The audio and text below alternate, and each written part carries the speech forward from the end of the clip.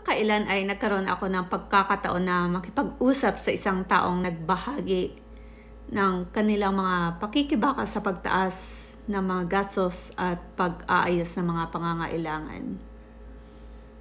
Nakaramdam sila ng bigat sa ekonomiya at nais nila makahanap ng paraan upang mapabuti ang kanilang sitwasyon sa pera.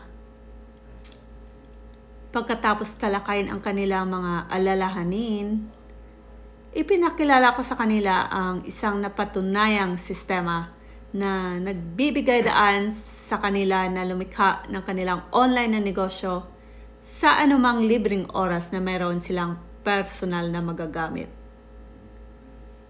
Idinisenyo ang sistema na ito upang tulungan ang mga tao sa lahat ng antas ng kasanayan at karanasan na maging matagumpay na mga may-ari ng negosyo.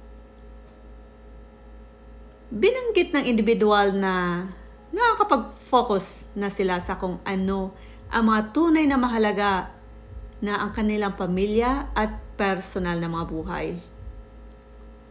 Hindi na sila nahihirapang mabuhay at sa wakas ay masaya na sila sa isang mas nakaka-relax at nakakatuwang buhay. Ang halimbawang ito ay nagpapakita sa atin na may pag-asa at ang mga bagay na maaring mabago para sa mas mahusay kahit na mas mahirap na panahon ng ekonomiya.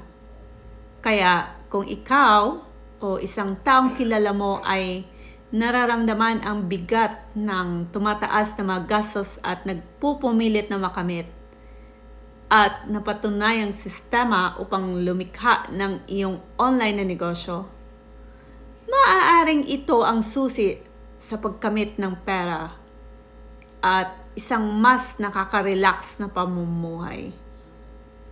Naghanap ka ba ng pwedeng gawing online business?